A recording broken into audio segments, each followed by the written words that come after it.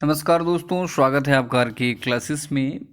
NCERT through MCQ old NCERT class 6 में आज हम लोग लेसन 5 करने वाले हैं, जो कि है मौर्य वंश। इससे पहले न्यू एनसीईआरटी क्लास 6 का हम लोग कंप्लीट कर चुके हैं और ओल्ड में लेसन 1 to 4 भी कंप्लीट कर चुके हैं। यदि आपने उसको नहीं देखा है तो उसको आप देख सकते हैं। प्लेलिस्ट जो है उसका अलग से बना हुआ है।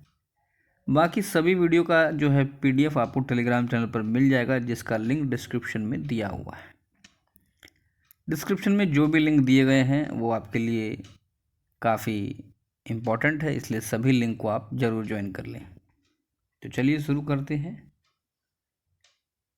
कहता है, मौर्य वंश की स्थापना के संदर्भ में निम्नलिखित कथनों में से कौन सा सही नहीं है। ध्यान रखिएगा, ये इंपॉर्टेंट चैप्टर है, इससे एक आध प्रश्न आपको मिलेगा ही। क्या कहता है देखिए, 4वीं ईसा पूर्व सदी में मगध पर नंद राजाओं का शासन था। फिर कहता है, मगध उत्तर भारत का सबसे शक्तिशाली राज्य था। ऑप्शन सी है कि चंद्रगुप्त मौर्य ने अपनी सेना का संगठन किया और नंद राजा घनानंद को पराजित किया। फिर कहता है कि घनानंद एक लोकप्रिय राजा था।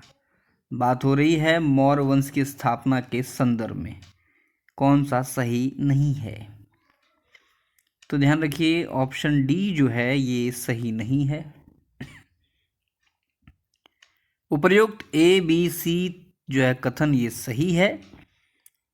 कहता है कि नंद राजाओं ने कर की वसूली से अपार संपत्ति जमा कर ली थी और उनके पास एक विशाल सेना भी थी, परंतु वे कुशल शासक नहीं थे, इसलिए उनको उखाड़ फेंकना आसान था। चाणक्य ने चंद्रगुप्त को शिक्षा देकर युद्ध के लिए तैयार किया। ऐसा समझा जाता है कि नंद राजा घनानंद लोकप्रिय नहीं था, इसलिए कथन डी जो है आपका गलत हो गया है। क्वेश्चन नंबर 2 देखिए क्या है कि सिकंदर के आक्रमण के संदर्भ में निम्नलिखित कथनों पर विचार करना है। क्या है सिकंदर के आक्रमण के बारे में। यूनानी राजा सिकंदर ने 326 ईसा पूर्व में पंजाब पर हमला किया। फिर कहता है, सिकंदर ने हखमनी सम्राट को हराकर उसके साम्राज्य को जीत लिया था। और तीसरा है, सिकंदर की मृत्यु 323 ईसा पूर्व में हो गई थी। निम्न में से कौन सा कथन सही है। 1, 2, 2, 3, सभी, केवल 3। तो ध्यान रखिए, उपर्युक्त सभी कथन जो हैं ये आपका सही है। यूनानी राजा सिकंदर ने भारत पर इसलिए हमला किया क्योंकि उत्तर के कुछ क्षेत्र हखमनी शासकों के ईरानी साम्राज्य में शामिल थे। इसलिए सिकंदर ने हखमनी साम्राज्य के शासकों पर आक्रमण करके उसको अपने में मिला लिया और इसीलिए वो जो है भारत की ओर भी बढ़ा। पंजाब पर अब सिकंदर द्वारा पीछे छोड़े गए गवर्नर जो है ये शासन करने लगे थे। क्वेश्चन नंबर 3 देखिए क्या कहता है कि चंद्रगुप्त मौर्य के संदर्भ में निम्नलिखित कथनों पर विचार कीजिए। कहता है, चंद्रगुप्त ने सेल्यूकस निकोटर को 305 ईसा पूर्व में हरा दिया था। निकोटर वगैरह जो है सब सिकंदर का ये लोग चेला चटिया था। फिर कहता है कि चंद्रगुप्त का शासनकाल समाप्त होने तक समूचा उत्तर भारत मौर्यों के अधीन आ गया था। कौन सा कथन जो है सही है। तो ध्यान रखिए, ऑप्शन सी जो है दोनों ही कथन सही है। देखते हैं क्या कहता है। उपर्युक्त दोनों कथन सही है। चंद्रगुप्त ने जल्दी ही समूचे पंजाब को जीत लिया। सुदूर उत्तर में कुछ प्रदेश यूनानी सेनापति सेल्यूकस निकोटर के अधीन थे। चंद्रगुप्त ने एक लंबे अभियान के बाद सेल्यूकस निकोटर को युद्ध में हरा दिया और सिंधु नदी के पार के उस प्रदेश को भी जीत लिया जो आजकल अफगानिस्तान का हिस्सा है। दोनों परिवारों के बीच विवाह संबंध भी स्थापित हो गए। इसके अलावा चंद्रगुप्त ने मध्य भारत के भाग भी जीत लिए। इस प्रकार चंद्रगुप्त का शासनकाल समाप्त होने तक समूचा उत्तर भारत मौर्यों के अधीन आ चुका था। क्वेश्चन नंबर 4 देखिए क्या है कि चंद्रगुप्त मौर्य के बाद मौर्य वंश का उत्तराधिकारी कौन बना। तो आसान सवाल है, ये बना था बिंदुसार। ध्यान रखिए, करीब 25 वर्ष तक शासन करने के बाद चंद्रगुप्त ने अपना सिंहासन अपने पुत्र बिंदुसार को सौंप दिया। कुछ उल्लेखों के अनुसार चंद्रगुप्त इसके बाद जैन मुनि बन गया था। हम लोग जानते हैं कि वो श्रवण बेलगोला चला गया था भद्रबाहु के साथ, वहाँ संलेखना प्रथा के द्वारा जो है अपने प्राण त्याग दिए थे। नेक्स्ट क्वेश्चन देखिए, अब बिंदुसार के बारे में कह रहा है कि बिंदुसार के संदर्भ में निम्नलिखित कथनों पर आपको विचार करना है। कथन क्या है? बिंदुसार के शासनकाल में मौर्य साम्राज्य दक्षिण में मैसूर तक फैल गया था। ध्यान रखिएगा। फिर कहता है बिंदुसार की दक्षिण के राज्यों के साथ जो है ये संबंध मैत्रीय संबंध थे, दोस्ताना था। फिर कहता है केवल कलिंग प्रदेश, उड़ीसा और सुदूर दक्षिण के राज्य उसके साम्राज्य में नहीं थे। कौन सा कथन सही है? तो आ जाइए, उपर्युक्त कथन जो है सभी कथन सही है। क्या क्या है कि कलिंग के लोग मौर्यों के अधीन नहीं रहना चाहते थे, हालांकि बाद में अशोक ने इसको जीत लिया था, इसलिए मौर्यों को उन पर आक्रमण करना पड़ा। यह काम चंद्रगुप्त के पौत्र अशोक ने किया था। इसके अलावा ध्यान रखना है कथन जो यहाँ पर दिया हुआ है क्या है कि दक्षिण के राज्यों के साथ बिंदुसार के जो संबंध काफ़ी मैत्री थे और कलिंग और सुदूर दक्षिण के राज्य उसके साम्राज्य में नहीं आता था। नेक्स्ट क्वेश्चन देखिए, अशोक के कलिंग युद्ध के संदर्भ में निम्नलिखित कथनों पर आपको विचार करना है। क्या कहता है कि अशोक ने कलिंग को जीत करके अपने शासन में मिला लिया। फिर कहता है युद्ध से पीड़ित स्त्रियों और बच्चों को देखकर अशोक को बहुत दुख हुआ। अगला जो स्टेटमेंट है कि कलिंग युद्ध के बाद अशोक ने प्रण किया कि वह कोई युद्ध नहीं करेगा। तो देखते हैं, तो इसमें हमारा उपर्युक्त जो है सभी कथन सही है। क्या है देखिए, उपर्युक्त तीनों कथन सही है। मौर्य राजाओं में अशोक सबसे अधिक प्रसिद्ध हुआ, वह भारत के महानतम शासकों में से एक था। अशोक ने कलिंग पर चढ़ाई की और उसे जीत लिया, परंतु दोनों ओर से सेनाओं की भारी हानि उठानी पड़ी। घायल और मरते हुए सिपाहियों को देखकर अशोक को बड़ा दुख हुआ। तब उसने फैसला किया कि वह भविष्य में कोई युद्ध नहीं करेगा, इसके विपरीत वह प्रयत्न करेगा और लोगों को समझाएगा कि वे शांतिपूर्वक रहें। भारतीय इतिहास में पहली बार सुदूर दक्षिण प्रदेश को छोड़कर लगभग समूचा भारतीय उपमहाद्वीप एक शासक के जो था अशोक उसके अधीन हो गया था। इसलिए कलिंग युद्ध के बाद अशोक ने जो है धम्म को अपना लिया था। नेक्स्ट क्वेश्चन है कि अभिलेखों में किस शासक का उल्लेख प्रियदर्शी एवं देवनाम प्रिय के रूप में किया गया है। तो ये शासक है अशोक। ध्यान रखिएगा क्या कहता है, देख लेते हैं। अशोक के अभिलेख में प्रायः उसे देवनाम प्रिय, देवनाम प्रियदर्शी तथा राजा उपाधि से संबोधित किया गया है। पुराणों में अशोक को अशोकवर्धन कहा गया है। अपने शासन के 12वें वर्ष के बाद अशोक ने राजाज्ञाएं जारी करना शुरू कर दिया। कहता है इसमें उसने धर्म, अच्छे शासन और लोगों का एक दूसरे के प्रति बर्ताव जैसे मामले के बारे में अपने विचार जो हैं ये व्यक्त किए। इन राजाज्ञाओं को चट्टानों तथा स्तंभों पर खुदवा दिया गया। इस प्रकार प्रजा को जानकारी मिली कि उनका राजा क्या सोचता है। इस अभिलेख से हमें अशोक के विचार के बारे में भी जानकारी मिलती है। तो कलिंग युद्ध के बाद हम लोग जानते हैं कि अशोक के जीवन में अमूल परिवर्तन हुए। उसके बाद उसने कई सारे लेख, प्राणियों की रक्षा हेतु अस्पताल वगैरह जो है बनवाए, महामात्यों को भेजकर जो है लोगों के बीच संदेश पहुंचाए, अपने पुत्र पुत्री को श्रीलंका भेजा। तो कई सारे नेक काम जो है अशोक ने किए थे। क्वेश्चन नंबर 8 देखते हैं। क्या कहता है कि अशोक के अभिलेख के संदर्भ में निम्नलिखित कथनों में कौन सा सही नहीं है। देखते हैं। अशोक की जो राजाज्ञाओं को अभिलेखों में समझाया गया है, उसकी जो आज्ञा थी, उसके जो ऑर्डर थे, वो अभिलेखों में समझाया गया है। फिर कहता है अधिकांश जो अभिलेख थे ये खरोष्टी लिपि में थे। कहता है अशोक के अभिलेखों की भाषा आमतौर पर प्राकृत थी।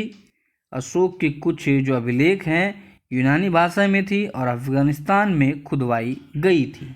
कौन सा सही नहीं है? तो ध्यान रखिए ऑप्शन नंबर बी जो है आपका कि अधिकांश जो है खरोष्टी लिपि में है, ये सही नहीं है। क्या है देखते हैं।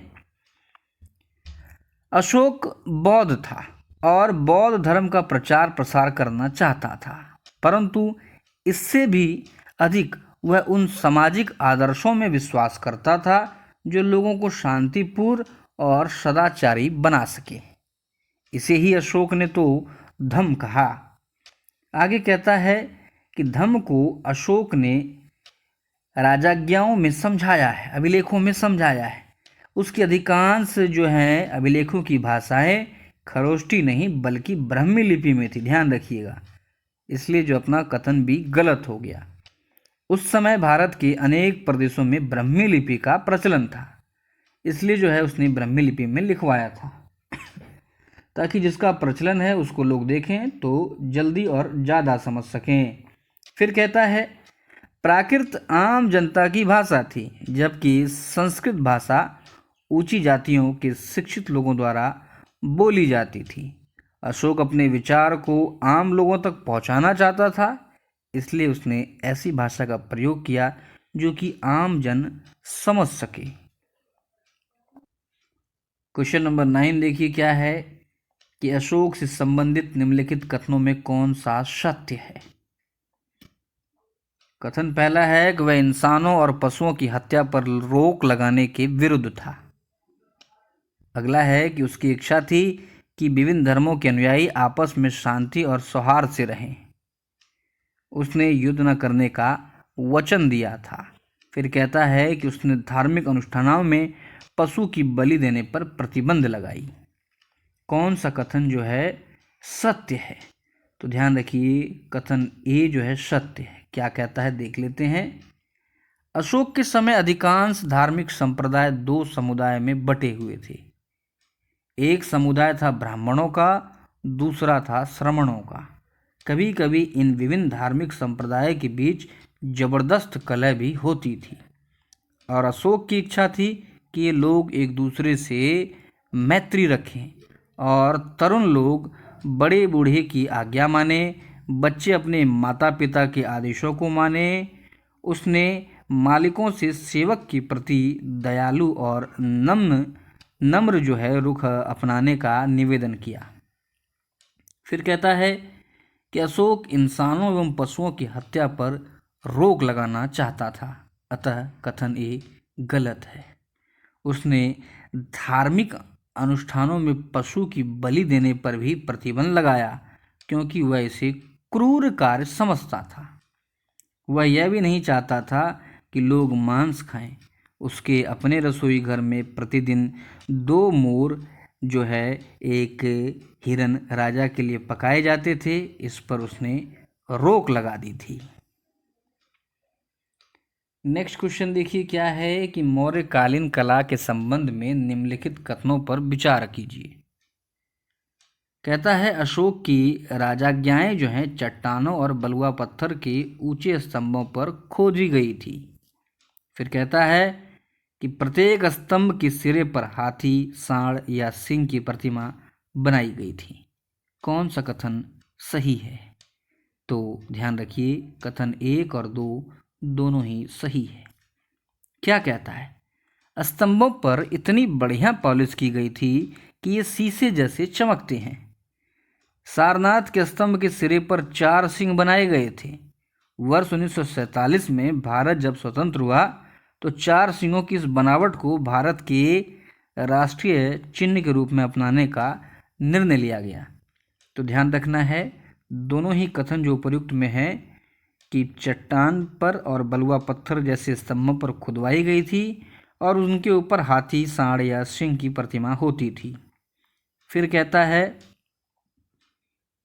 कौटिल्य ने अर्थशास्त्र में समझाया है कि, क्या समझाया है, एक अच्छे शासन का संगठन किस प्रकार से किया जाए, या फिर किस प्रकार योजनाबद्ध रूप से राजस्व, जिसमें भू राजस्व सम्मिलित है, संग्रह करनी चाहिए। तीसरा है कि धन अर्जित करना चाहिए तथा अर्जन की विधि भी सीखनी चाहिए। और अगला है, एक अर्थपूर्ण जीवन जीने की कला भी सीखनी चाहिए। तो अर्थशास्त्र जो है ये इकोनॉमिक्स से रिलेटेड नहीं, हम लोग जानते हैं। तो ध्यान रखिए, मौर्य काल के बारे में बहुत कुछ जानकारी 2 ऐतिहासिक स्रोत से मिलती है। उनमें से एक है अर्थशास्त्र, जिसका आज उपलब्ध अधिकांश हिस्सा चंद्रगुप्त मौर्य के प्रधानमंत्री कौटिल्य ने लिखा था। दूसरा स्रोत है मेगास्थनीज, जो यूनानी भाषा में लिखा था। इसका जो पुस्तक लिखा गया है उसका नाम इंडिका है। कहता है कि मेगास्थनीज सेल्यूकस निकोटर का राजदूत था। उसने चंद्रगुप्त के शासनकाल में कुल समय भारत में बिताया। मेगास्थनीज का वृत्तांत, जिसका दुर्भाग्यवश कुछ ही अंश बचा है, उसका आंखों देखा वर्णन है। आगे कहता है कि इसने पाटलिपुत्र के संदर्भ में जानकारी दी है कि यह एक विशाल और सुंदर नगर था और मजबूत परकोटे से घिरा हुआ था। मकान लकड़ी के बने हुए थे, परंतु राजा का महल पत्थर का बना हुआ था। कहता है, मेगास्थनीज भारतीय समाज के बारे में लिखता है कि अधिकतर लोग खेती करते थे। उनकी या तो अपनी भूमि होती थी या वे राजा की भूमि पर काम करते थे। वे गांवों में सुखपूर्वक रहते थे। तो इंडिका और अर्थशास्त्र, जो कि राजनीति पर आधारित है, ये 2 मौर्य साम्राज्य के बारे में जानकारी देने का महत्वपूर्ण स्रोत है। नेक्स्ट क्वेश्चन देखिए कि मौर्य साम्राज्य 100 से कुछ अधिक सालों तक टिका रहा और अशोक की मृत्यु के बाद वह छिन्न भिन्न होने लगा। मौर्य साम्राज्य के विघटन के प्रमुख कारण कौन से थे? ध्यान रखिए क्या है। कहता है कि अशोक के जो उत्तराधिकारी थे वे दुर्बल थे और वे साम्राज्य का शासन अच्छी तरह संभाल न सके। अगला कारण है कि विशाल सेना और विशाल प्रशासनिक सेवा का खर्च उठाने के लिए भारी धन की आवश्यकता थी, जो कि अशोक के बाद के शासक नहीं उठा पाए। फिर कहता है कि साम्राज्य के विभिन्न प्रदेश अत्यधिक दूरी पर स्थित होने के कारण प्रशासन एवं संपर्क स्थापित करने में कठिनाई होती थी। कौन सा कथन जो है सत्य है मौर्य साम्राज्य के विघटन के बारे में? तो ध्यान रखिए, सभी कथन, उपर्युक्त सभी कथन जो है ये सत्य है। शायद बाद में मौर्य शासक इतने भारी खर्च के लिए पर्याप्त कर वसूल नहीं कर पाते थे। धीरे धीरे मौर्य साम्राज्य के विभिन्न प्रांत अलग होने लगे और अंत में स्वतंत्र बन गए। 185 ईसा पूर्व पुष्यमित्र शुंग ने अंतिम मौर्य शासक की हत्या करके मगध में शुंग वंश की स्थापना कर दी। तो ये हमारा लेसन समाप्त हो गया। अगला जो अध्याय होगा भारत 200 ईसा पूर्व से 300 तक, इसको करेंगे। उम्मीद है ये वीडियो आपको अच्छा लगा होगा। वीडियो अच्छा लगा तो लाइक और शेयर जरूर करें। नए हैं तो चैनल को सब्सक्राइब करें। मिलेंगे अगले लेक्चर में, तब तक के लिए जय हिंद।